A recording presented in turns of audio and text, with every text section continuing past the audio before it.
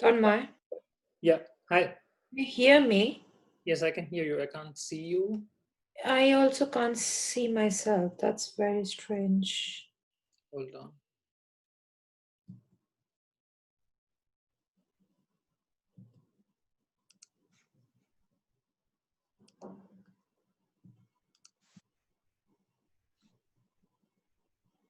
I somehow cannot see myself. Can you share the link once here so that I can join the...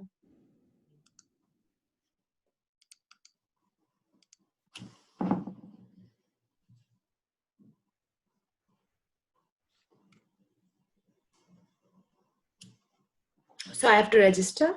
Yeah. Okay. Let me see. I just did it. Why I didn't get it then? Let me quickly check. Sorry for that.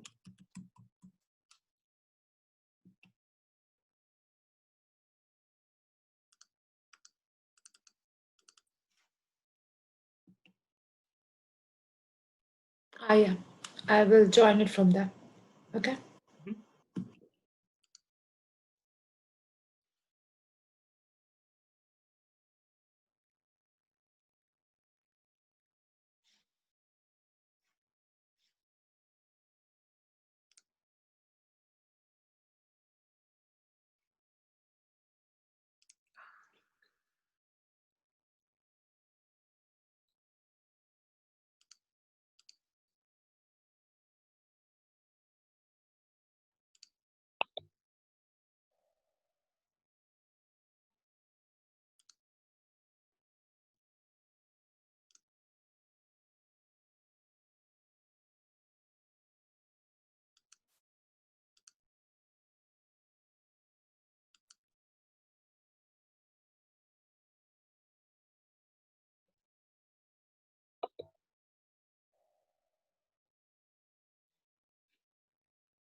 Okay. Can you hear me now and see me now?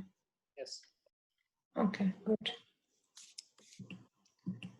Okay, so first of all, like I wrote, sorry for the confusion with the time zone. So we had planned it at 7 p.m.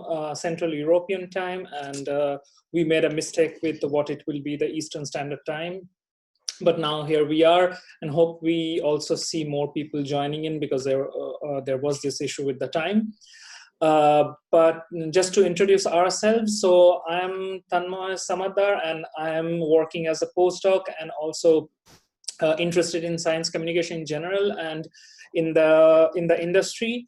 And we'll today hear from Rituparna Chakraborty, Dr. Rituparna Chakraborty, who is currently associated with iScience, and she will give us an overview starting from what her interest in the field is, how the application process was, how the portfolios between the different journals were different, how the interviews went, and she will not go into probably specific details of each and individual journal, but she will give us a more bird's eye view of how the whole process looks like. And then probably we'll also get to hear a bit about her job, so what she does actually, or what the role entails, and what basically to be successful or to be interested in this role, what you need to do. So here to Rituparna, welcome, and welcome you all. So Thanks, Tanma. Thanks for joining. Actually, it must be difficult for everybody at this point of time, working from home and balancing life. But thanks for having, and thanks for having me, and thanks for joining in. So Tanma briefly mentioned, I'm Rituparna, and I am from the background of neuroscience. That was my PhD, but before that, I did my bachelor's and master's in India. My bachelor's was in engineering, but then I realized that I have an early quarter life crisis where I was not sure if engineering was for me, or was I going anywhere else, or should I be coding as I was coding. But then realized that it would be a nice time for me to make a switch, or to work at the intersection of biology and engineering. And then that was the time when I moved to TIFR Mumbai. Got introduced to a lot of members from CSG during that period of time, and later on in my life. And that was my story from India. But then I moved to Germany to do my PhD in neuroscience, which was specifically working at the inner hair cell Rubin synapses and other sensory synapses. And I was developing imaging modalities so as to image this very fast synapses in the brain. And that was more or less. So I covered a lot of different model organisms, from mice to zebrafish to marmosets, monkeys, and working with different genetics models and everything. So that kind of gave me the whole perspective that I was working on with. And in the end, I continued to do my postdoc in the similar field, but a very different project from my PhD, and then eventually made the switch to my editorial job that I am here from last August 2019. So you basically decided to go into this editorial role right after your first postdoc, as you. Yeah. So yeah. was there a specific reason which actually interested you in this job? Because we know that you had also with Stempiers and with Club Syra, you had been associated with similar roles as an editor. So do you see that kind of primed you for an experience, or for trying it out more in here? And yeah, I think absolutely. I mean, so the interest in the editorial was not right at the end of the postdoc, but it was already lurking in my head already somewhere in mid of my PhD.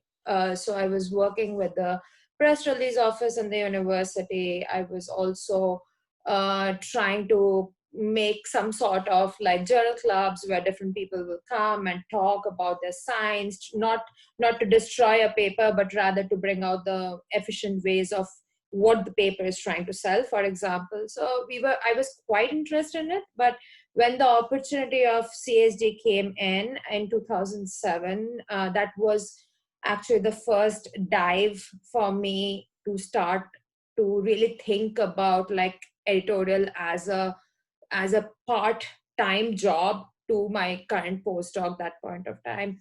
But I think the nitty-gritty was already there. So the interest was already there. I wanted to be a part of it.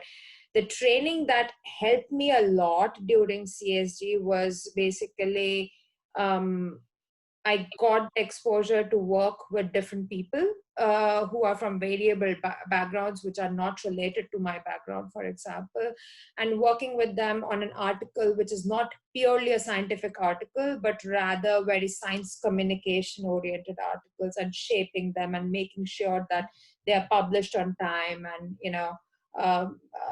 making sure that the quality of the science is not lost in the translation, and making it more accessible to people. So that was something that I learned in while working with CSG, definitely. Also the opportunity of like starting something from the scratch, right? Like running the pipeline, what kind of articles we should have, who should be our audiences, where all we should be targeting, and so those things we learned, as I learned over the time in CSG, and that so association with Club Sada was great. Plus the fact that it was for me a bit of an outlet also to keep in parallel to my postdoc, so that I'm not completely lab oriented at that time. Does that answer your question? Yeah. Let's assume you were in this point of time where you basically were associated with CSG for about 3 years, I would say. And this was the time when you were also looking for an alternate than just doing another postdoc or just going in or staying into academia. So was it a couple of fields that you were interested in, or was it always an editorial job that was the whole idea? So for me, the switch, I mean, I was doing editorial work for a long period of time out of interest, but not mainly because I wanted to make it a part of my career, to be very honest, because it was still very much unsure for me in the second year of postdoc whether I should be doing one more postdoc or not. I was actively applying for postdoc position. I only realized that I have enough editorial experiences when I started to talk to different people in science communication platforms. So I went and spoke to publishers in the industry. I went and spoke to the press release houses. I went and spoke to the newspaper editors. I spoke to a funding agency. And the second part of my postdoc, so the second year of my postdoc, was when I started to outreach a lot with people. And then I realized that I do have already what I need to apply for as an editor. But at the same time, I was keeping my other options open as a postdoc, because I got to learn from many people that having a postdoc would not harm so much to have an editorial position, for example. So what will you suggest? So for people who are doing a PhD, or even before, for people who are masters, I would guess it's still a bit too premature to go for a role of an editor, because the role kind of needs a bit of knowing the field, and the more you stay in that kind of position, PhDs and postdocs, it's better. But is there I mean, I would ask whether is there a threshold, like is too many postdocs also kind of a deterrent to be considered for a role like that? Are you too much into academia at some point? I would not say so. So, I mean, so there's not fixed answer to this, and it varies very much between journal to journal and the role to role. Let's say if you are applying, for example, I can only give the example of iScience, right? Like one of the examples that I can give. iScience is an extremely interdisciplinary portfolio, right? And we have people from physical sciences working in hardcore quantum physics, to people like me who are at the intersection, and people like who are hardcore microbiologists, right? So for us, it's quite a diverse group, and we have group of people varying from like who have done 4 postdocs and people who have come into the editorial position right after their PhD. So the take-home message that I have received from talking to different publishers and editors is that yes, it always is advantageous if you have done a postdoc, especially if you have done a postdoc which is drastically different from your PhD, because that kind of opens your horizon to different project, different model organisms, or different kind of disease model, or any kind of different thing that you have done from your previous. So it's kind of, as an editor, it is very much essential to have a bird's eye overview on broad topics, as well as have the enough flexibility to switch from one topic to another if the need be. So definitely it helps. But there are journals who are specifically focusing, let's say, for example, immunology, right? And if they need a team member who is a cancer cell immunologist, they would prefer a cancer cell immunologist. And definitely in those cases, like a postdoc would be highly required. But if you have switched different models and you have done enough in your PhD, do not hesitate to apply immediately after your PhD. Okay. And when you say that you being at a crossroad in that sense that you are not super specific into one particular or one particular field, you have a rather broad overview.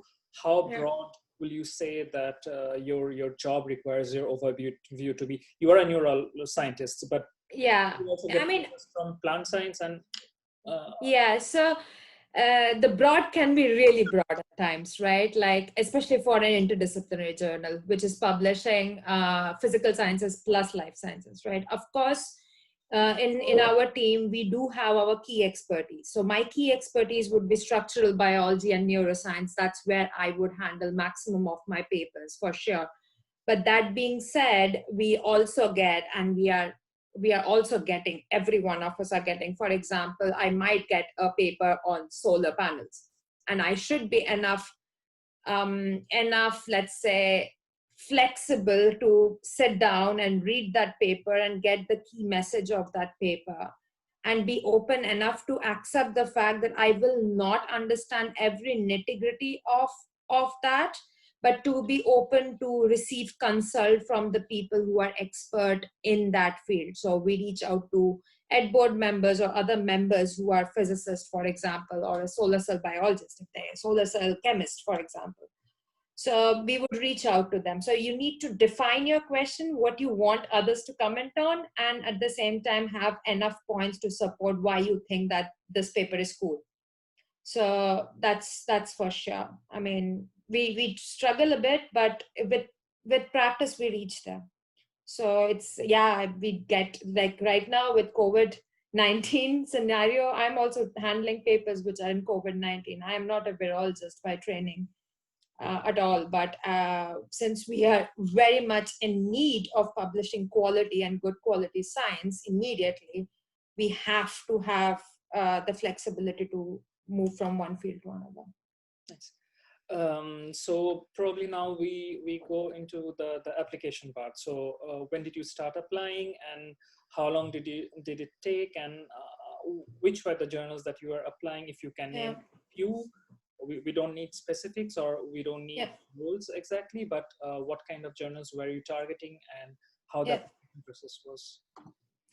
So the process is quite long as a take-home message, because it can take up to 4 to 5 months, because there are several steps that need to be cleared, and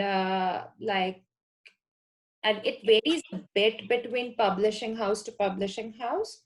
But the general structure is that once you apply that, let's just say that's the wrong one. Once you apply your with your CV, your editorial portfolio, and your cover letter on any of the job portals that the companies have, generally you have a recruiter and HR round based on the CV. So they call you up, and then they ask you questions which are basically like why you are interested in this role, what you have done in the past, why specifically this kind of job you want to do, why specifically, what kind of salary expectations would you have, are you free to relocate, and things like that. They are mostly gauging, like in this round, they're mostly gauging if you are really interested in this application, and what you have written in your CV and the cover letter is something that is worth like quantifiable, let's say.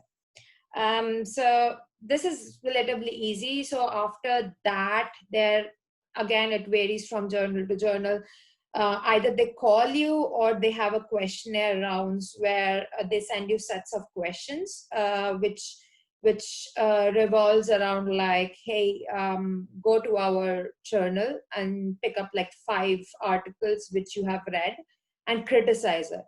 Criticize it, not just criticize it, it's so crap, but criticize it like, what are the weaknesses, what are the strengths, how you could make it better, or do you think it's all well done, or who other people do you think you should consult, or do sort of a competitor analysis like, hey, this is our journal, whom do you think are the competitors of this journal, so what is your viewpoint on this, is it doing well, for example, in your field of structural biology, and things like that. So questions like that would come in the questionnaire rounds, or this could be in form of telephone call as well. Or questions sometimes what they would ask like, what's your opinion on open access, or where do you see the publishing industry is progressing in 10 years. So for answering these kind of questions, we one need to be a bit aware of what are the trends going on, what are the current happenings in the publishing industry, what are the current challenges. So as I said, talking to publishers and editors before applying always help here, because they will give you like nitty-gritty of where we are progressing kind of. Once you clear that round, then you have team interviews or direct call with your hiring manager, who's most likely the editor-in-chief of the journal. Again, here a lot of questions based on the previous 2 rounds, but also a lot of question comes in judging your previous experience. So a lot of questions for me came from like, why Club Side-Eye, and how did you manage to get the 66,000 viewership in 9 months? How did you do it? And why did you do it? And who were your team members? You said that you worked with different time zone. How did you manage different time zones? And things like that. So, so yeah, so it's till this round, I think every PhD and postdoc can handle very well, because they are very prepared. Many of us might have reviewed papers before, or are doing journal clubs in the lab before, are going out and talking in their respective niche areas also in broader perspective. So here we are quite strong.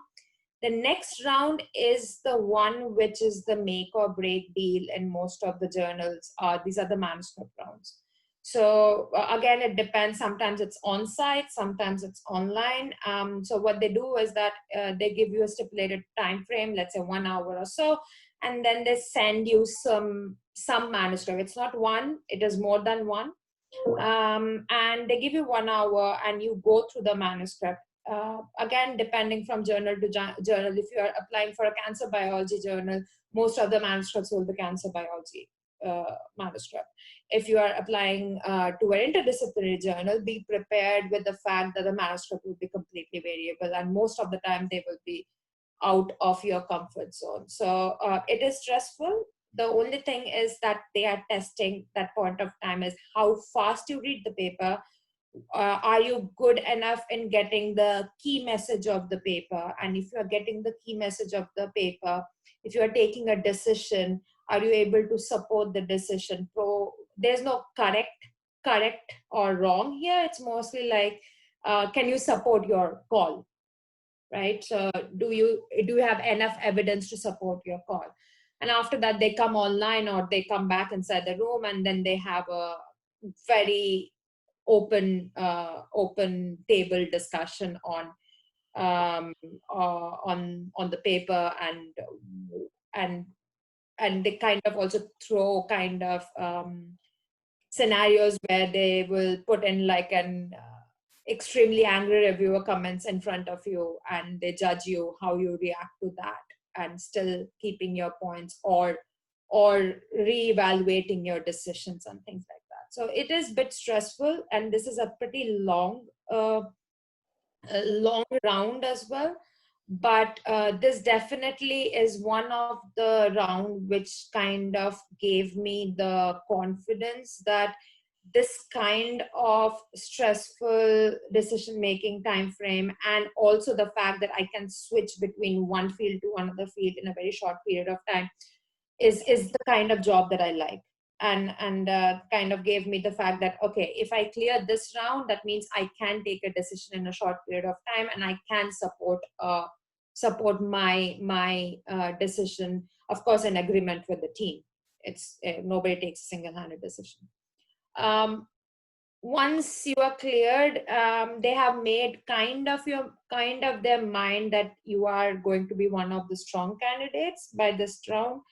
And then it's mostly your character evaluation questions, like, how well do you, then it's mostly like face-to-face interviews, on-site calls, and getting to know you as a person, if you fit well within the team, and do you bring something new to the team, and that's about it. And so yeah, it takes a bit of time, definitely.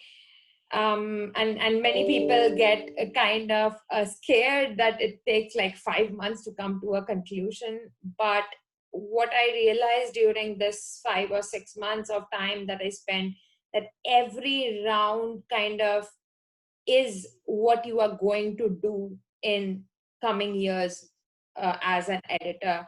So it's a very nice time to actually sit down and reflect and think that if this role is for you, first of all. And the second of all is the fact that it gives you the opportunity to get to know the team with whom you are going to work. So ask questions if you are not clear. Tell your situations, tell your requirements, and tell your needs. This is also very, very important, and one should keep in mind while they are going for. So I have applied, the second part of the question was, I have applied to Nature, I have applied to Cell, and I have applied to Embo. I got call from all of them, but I, in the end, selected Cell Press because I aligned better with them. And I felt much more confident working with them, and the process was much more interactive. And I felt that working for iScience as a new journal will give me the opportunity to not just evolve as an editor, but also understand the strategies that are required to push a journal further up, and how we can create a community that the reviewers and the authors trust and would like to publish with us. So that is kind of the challenge that I was interested in. So that fitted my goals, at least. And would you say this 4 to 5 months that it took you to get the final results, it was same between all the 3 journals, between iScience and Nature? So my first application went out on 9th of January 2019, and I signed the first contract 21st of May 2019. I joined in August. So I was doing it parallelly. So I don't know if that's the best way to do it. If I had more time, I would have probably spaced a bit more, because I was also doing my postdoc at that time, and I was wrapping up experiments at the lab, and wrapping up my life in Germany. So if I had the chance, I would have spaced few interviews separate, but they were all parallel for me. So in total, there were 5 journals and 3 self-publishing houses that I was running. You said that you chose iScience specifically because it was also an upcoming journal. Yeah. You saw that there was room for you to grow as an editor. It was a team, and you felt also like the chemistry was good in that. Yeah. And would you say because many of these jobs were not decided, that it could be in a Boston office, or it could be in a London office, or so this flexibility to be able to move to anywhere for the job, something that gave you an advantage, or is it something which is a make or break deal in any case? So I mean, So on a personal level, when I was applying, and this you would often see for most of the journals that they have one location specified. Like in Self Press, it's always Cambridge, Boston. That being said, it doesn't mean that that's the only office in the world. Um, Given that there are visa issues, given that people need to move their families, given that people might take some time to relocate and things like that, journals are mostly flexible about it. And if you, like, for example, when I was interviewing for Cell, and also for Nature, I made that very explicit that already in the HR interview round, and said that, hey, I'm an Indian citizen. So if you are going to bring me to US now, you have to make sure that you bring me in a proper visa status with proper health insurance coverage. For me, it was very important. And I said that, and I said that very loudly without even considering that what would be the repercussion of that. And I was actually quite happy that they were like, yeah, we understand this problem, and we would figure out a way to see how, where to place you, but we will also discuss about this to with the chief editors. Given that editorial, like our team is extremely widespread, so we have people in Boston, London, Amsterdam, and in China. So it was not a big deal for my boss to say, yeah, if you take Amsterdam, it's fine with me. I brought this topic up again on my on-site interview, and and I asked them specifically, is this a make or break deal if I select Amsterdam over London? And they said, no, it's fine. So don't be hesitant about saying things like this, and at least be clear of your need, what you want to.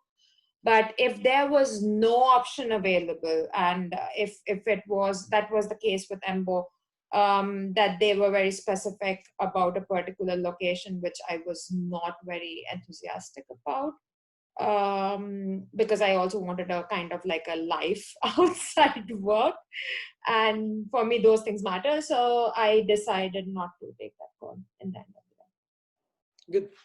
Good. Then let's ask a bit about what your job looks like from a perspective.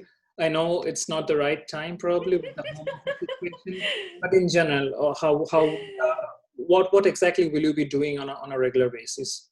Yeah, right now I'm stuck in my loft, or in my closet, as you can say.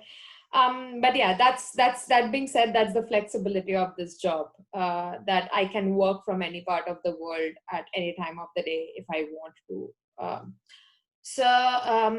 As an editor, we definitely wear a lot of hats. It's not just that we are just like overwearing like the peer review process. It's not that we are only reading papers and only making decisions on the papers and trying to mitigate between the reviewers and the authors. But as editors, we also are the ones we are where we are trying to commission articles. So we really reach out to the community via desk outreach. That means basically writing emails or getting them on Skype or meeting them in conference and getting to know what they are doing, what is the hot in their field. Because as an editor, I'm not an expert in everything, right? So I am expert in my field. So I kind of would know what is the trend or where the field is going, but the field experts knows where the field is and where the field will go. And those informations are extremely important for us as an editor to understand, because that's where we want to be, right? Because we want to publish the best of the science that we have. So we go out, we talk to them, we try to figure out the best possible ways that they can contribute to our journal, that how we can assist them to make the process much more smoother for them. So this is the major part of our job. So you go on commission, you do the peer review and stuff like that. But also as an editor, nowadays, nobody is social media illiterate. We have to be very active in social media.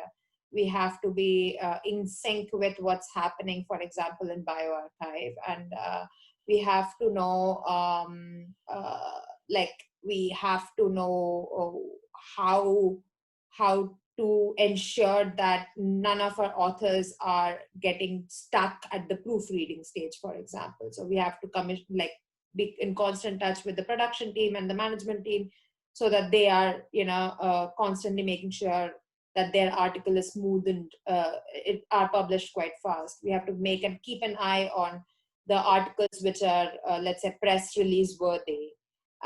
Reach out to authors and ask them, like, do they want us to promote it and things like that. So this is more or less around the articles and the job, but we are also involved with strategies, like what will be the 2020 strategies, what are the key areas that we like to work on, for example, in 2020. What should be we also carry out like comparator analysis, like if this journal is doing this, shall we do this, or we should step back and wait for the appropriate time and come back. So it's always like gauging the market and gauging what our author wants, what our reviewer wants. So we have to take quick calls in those decisions as well. And what part of this job also requires you to do traveling, for example, to conferences, to promote the brand in general? How much of that? I wish I was traveling a bit right now, but no. So it is quite a lot. Okay, not quite a lot that it will kill you. No, it's not that. But yeah, we do have to go to conferences, and actually I feel that going to conference are the best part of this job, because that's where you interact with the community, because otherwise as an editor you are not directly interacting with the scientists, right? You are always interacting with them behind the screen, and it has a different impact when you talk to them personally, try to gauge what they want, how we can help them, and what they are doing good. And that interaction is very, very essential for us to understand and serve them better, but at the same time to evolve our strategies in the coming year. So we do travel. I cannot put like a perfect number right now, but yeah, we are interacting. We have to travel whenever it is. But that being said, just rest be assured, it's not like a 9 to 5 job. So if you are traveling, right, you have the flexibility to shut down your computer and do something else if at the end of the day, for example, right? So that is that. Okay.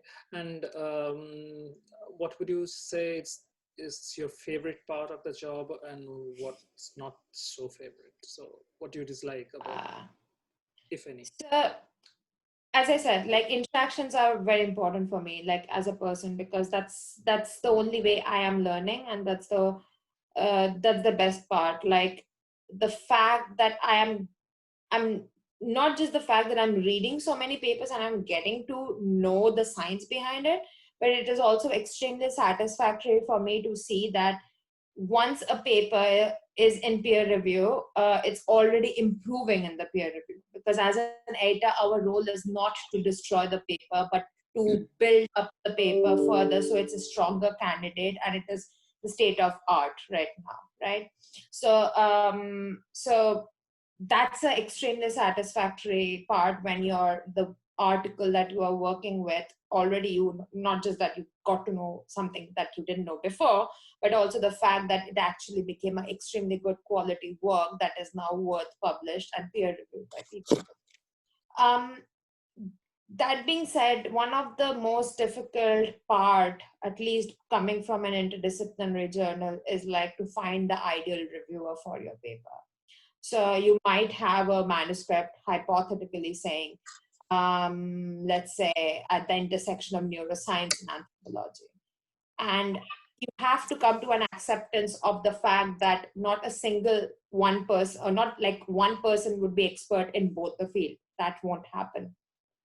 And so to get the most most out of the peer review, you have to find the experts in the field, but from two different fields, and so that they can look at the manuscript from two different areas. So that takes some time, that takes some practice as well, to find like who would be the best candidate right now. But yeah, here talking to your peers and everybody helps a lot to increase your database, increase your connections. But yeah, that's it's not that I dislike, but it's difficult.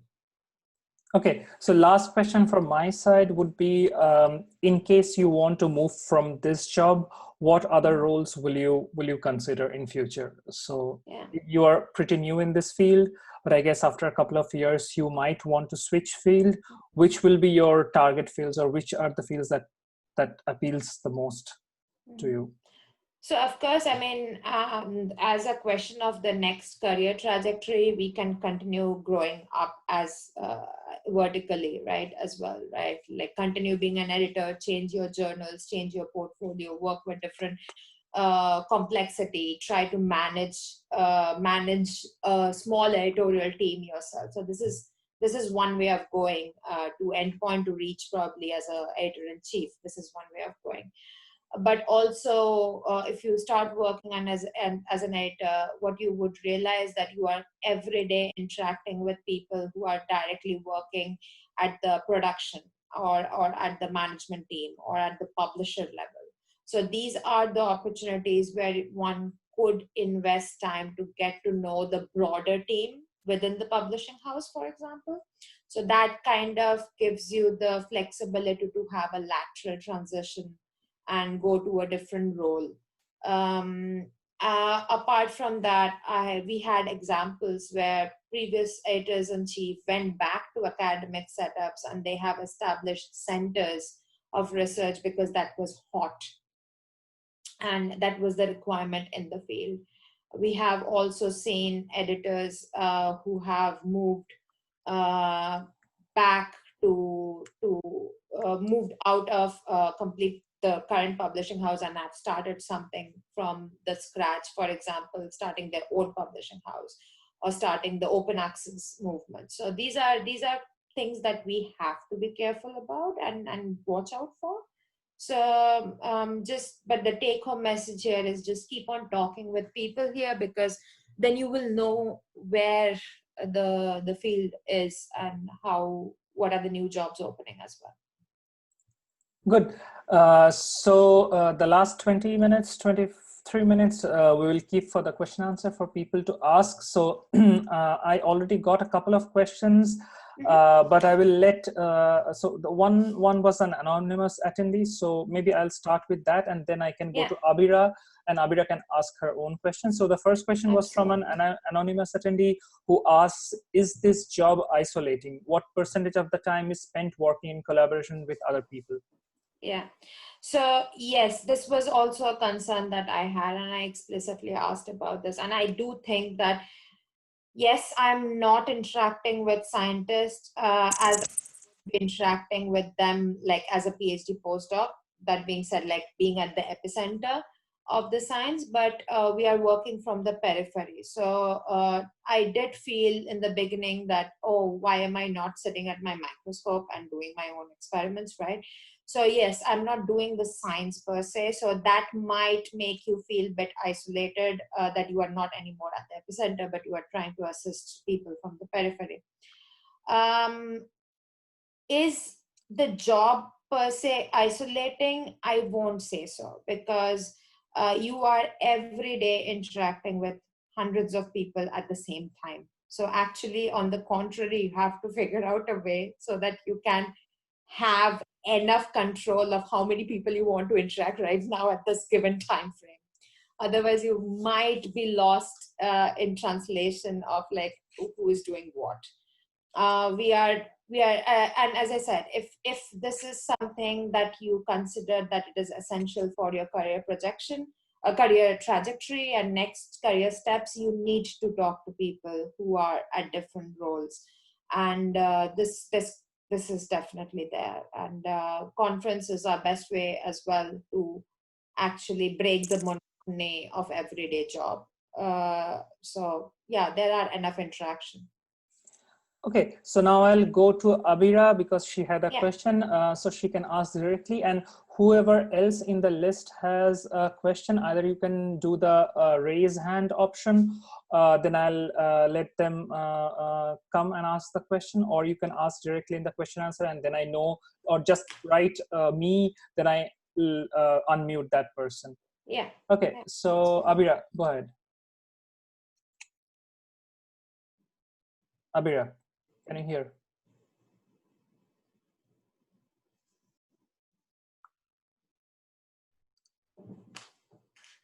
Can you hear, Abira?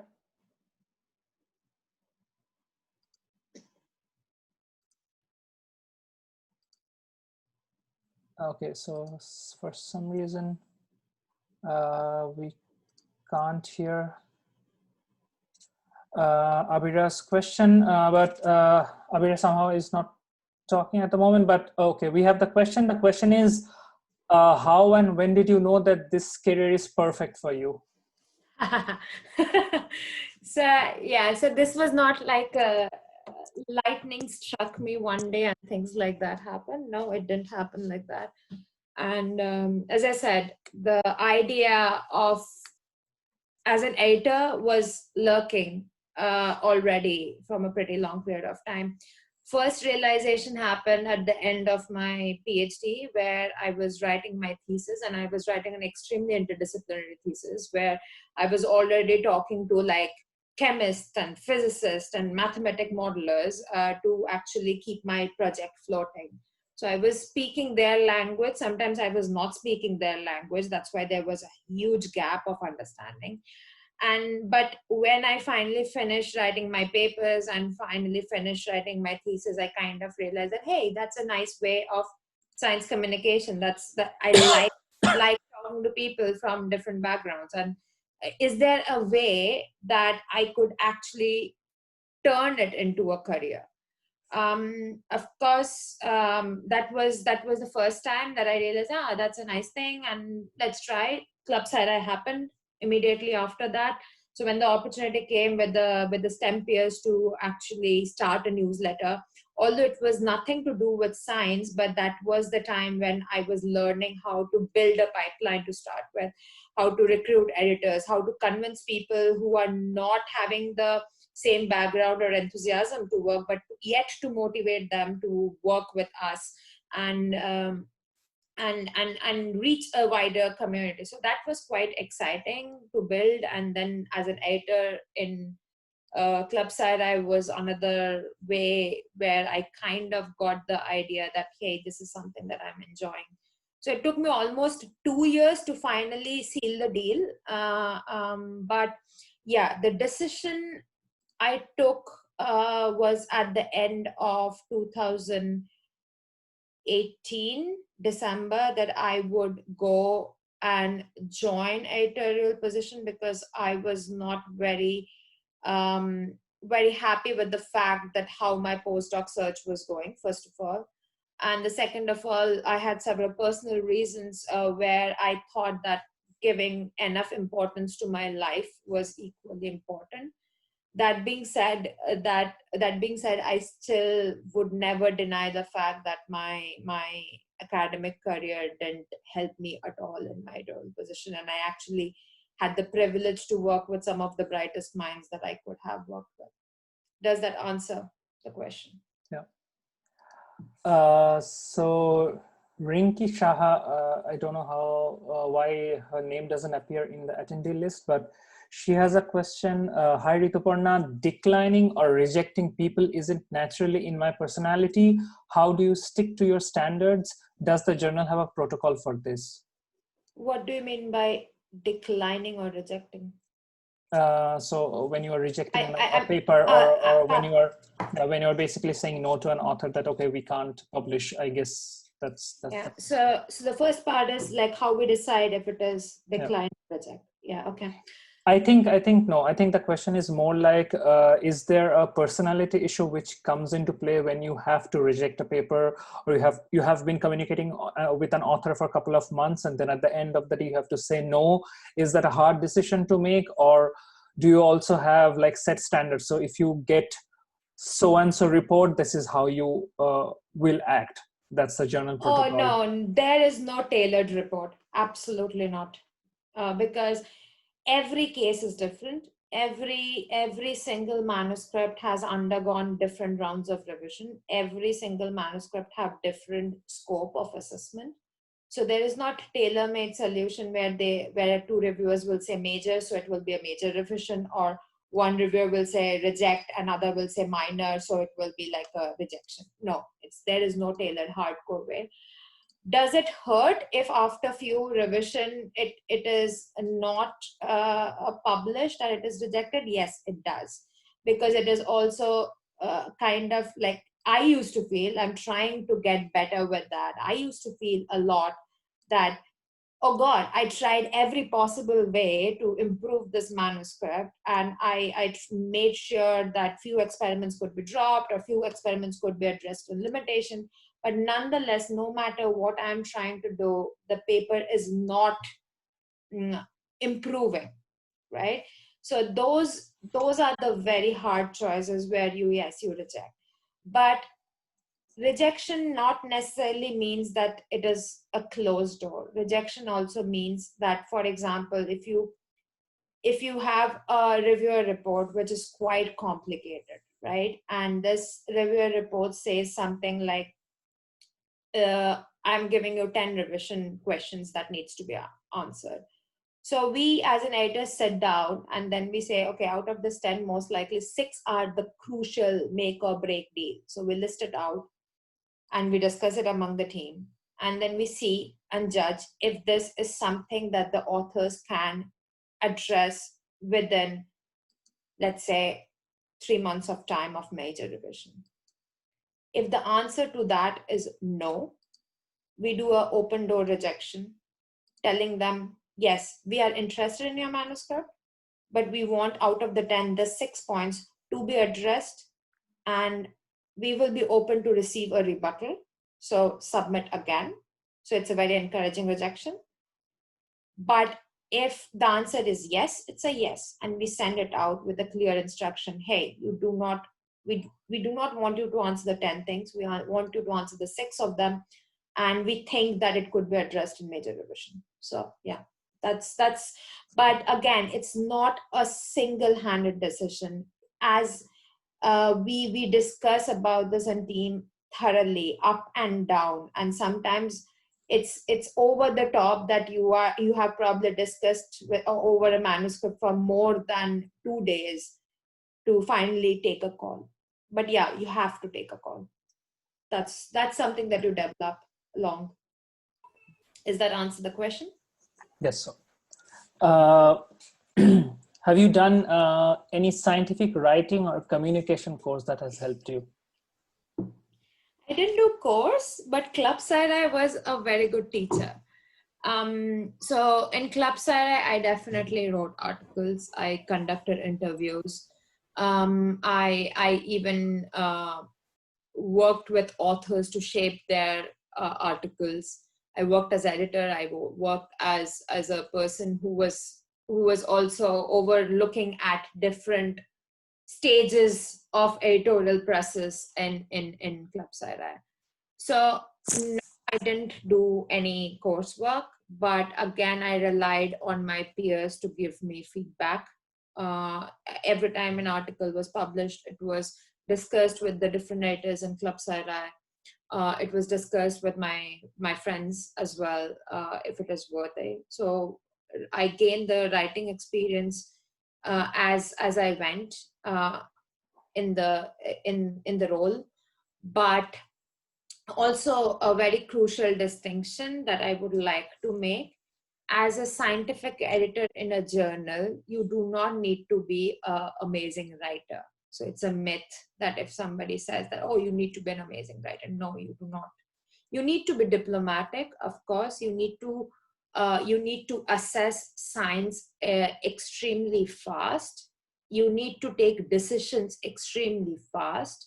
You need to be able to work in a team. If you have worked in a team of editors, you kind of understand what they're looking at, but you do not have to be a good writer. And a lot of editorial jobs requirement is also something that you learn in the job once you are in the journal. So journals have their own way to train you very nicely. So Darpan has a question. So I will try to, because somehow this unmuting is not working. So I'll try to put him as a panelist. And if he can't access that, Okay. then I will ask the question for him. Okay. So let's see if Darpan can. If I'm not answering the question properly, maybe people can use the chat window if there are remaining questions. They're writing. Okay, so somehow Darpan is okay, panelist. Yeah, Darpan is there. So Darpan, can you hear us? Can you ask the question? Hi. Hi. Hi, how are you? Yeah. I'm good. I wanted to ask you about like how important to have like article review experience, and does it matter how good the articles is, how good the articles are, or does it matter like if the articles are in your field or not? So So it doesn't matter so much in the sense like it doesn't matter what kind of article you have reviewed. Okay, so it doesn't matter which journal you have reviewed for. It doesn't matter if you have reviewed as a part of a team with your boss, for example. It doesn't matter so much.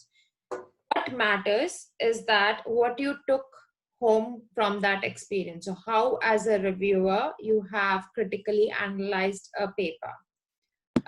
So yes, that experience definitely helped in understanding, because it kind of so as a reviewer you do not destroy the paper. This is the fundamental thing, where people are always misunderstanding, and we always have to tell our reviewers, hey, come back on track. so so this is our role as an editor, like, oh, you went too ahead, just come back again. So as a reviewer, the idea is not to destroy. As a reviewer, your idea is to improve. And that's the same ideology that editors are also working. As an editor, we do not go in the nitty gritty. For example, as an editor, I will not make a big fuss about 5 millimolar concentration of calcium versus 10 millimolar versus concentration of calcium. That is the role of the reviewer to spot out. So if that is a significant impact in the paper, or if it will destroy the story completely. So of course, review experience help, because that helps you to take a decision in a stipulated period of time. We generally, for example, in iScience, we give like around 10 days of time for a review to be complete. And it also enhances your capability to actually give positive criticism, so that they really can work it out. That's the whole step. Does it answer your question? yeah, sure. Yeah, thank you. Yeah, no problem. I could also now add Abira and unmute her. So let's see if she still has some questions to ask, because she was asking something.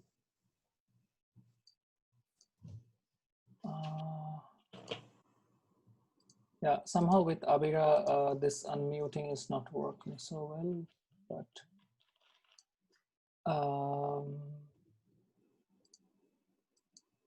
okay. I'll ask another question. Let's see if there is something else. So Kanchan Gupta has a question. Let's see if we can make Kanchan ask her question directly. So Kanchan Gupta should come here as a panelist, and let's unmute Kanchan.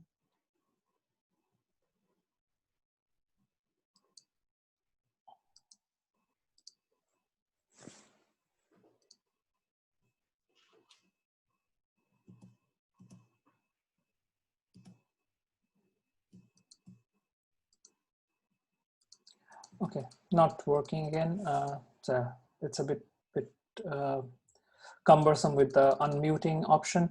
Anyway, Kanchan has a question. How relevant is the publication record of the applicant? Good question. Very good question.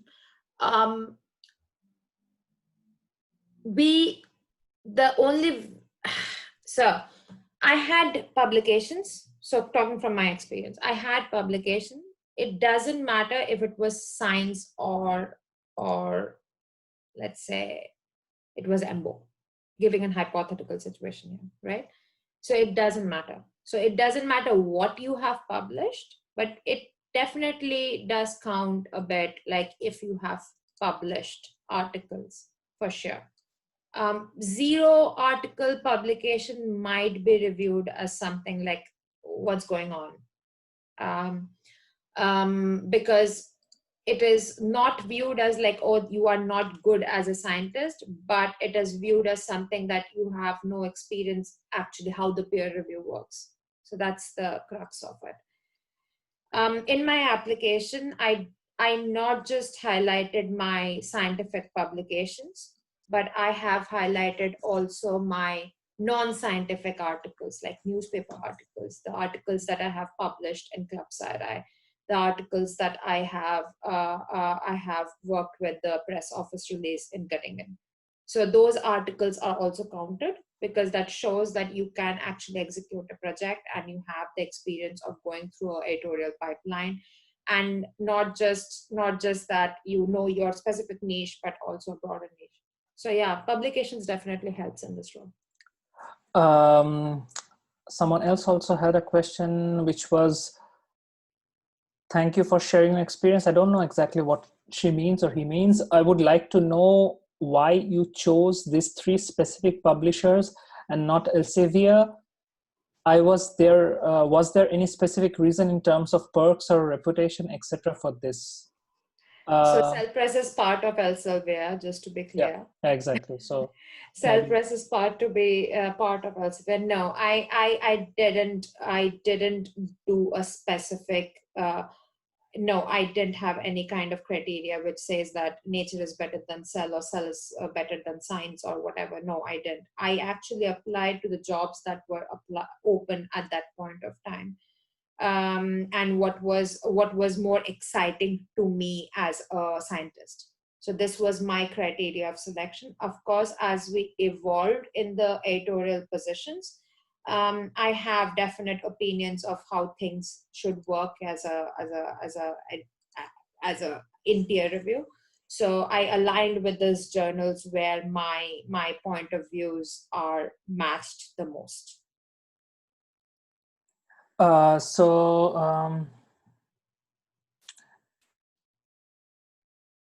Okay, so that's more or less the questions that we have. If we have a couple of minutes left for the webinar, Abira and some others have thanked you for your webinar and was insightful. Can you, if anyone has any further questions, because it's not working otherwise, please type in the Q&A part, and I will ask that last question.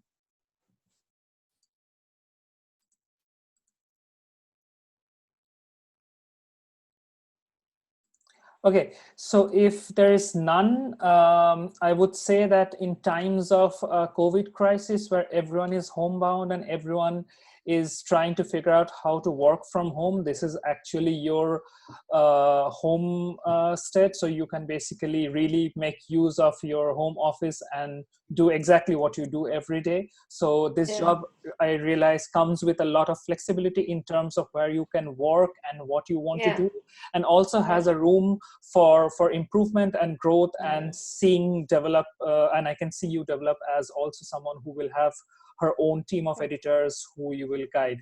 Any parting thoughts? I mean, one thing that was very important for me is definitely yes, there are no set salaries and there are rooms of negotiation. So definitely talk to HR, and they do ask you that question. Check Glassdoor; they would give you a specific a bracket of what should be the editorial position salary should be in specific country, and you can negotiate. Of course, be open to negotiation. Sorry, I just saw that and. Yeah. No, so apply. That's the first take-home message. As a PhD, as a postdoc, you have enough. It doesn't matter if you have been immunologist through and through.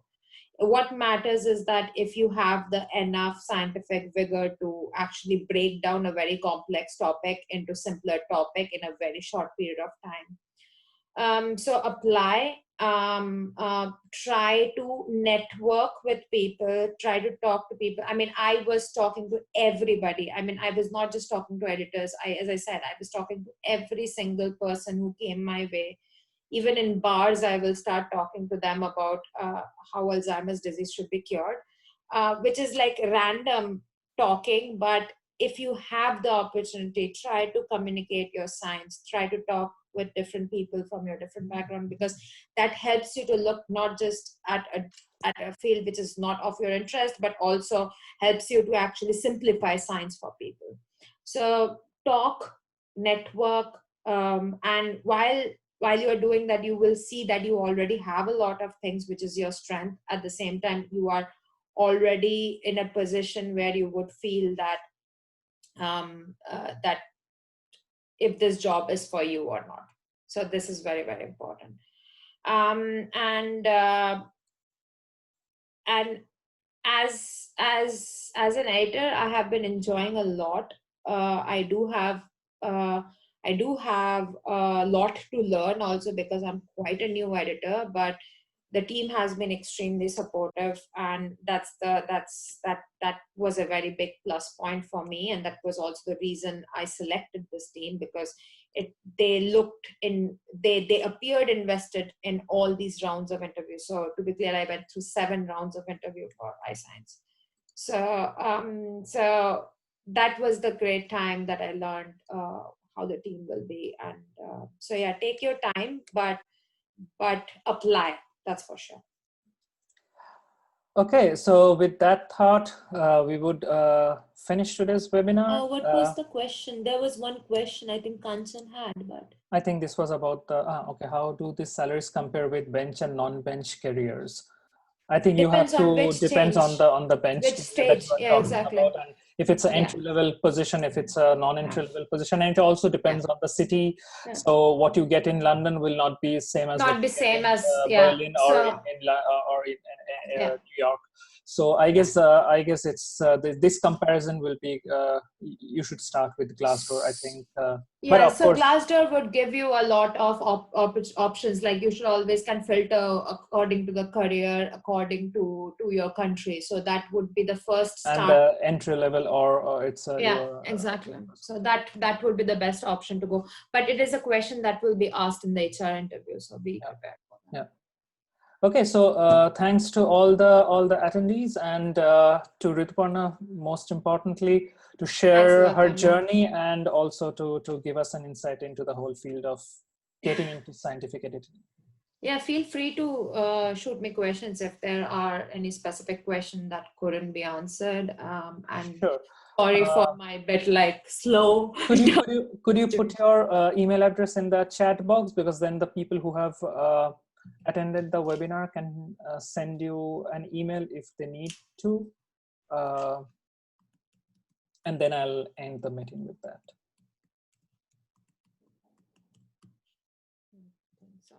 Okay, so that's her email address, rituparna.chakraborty@gmail.com.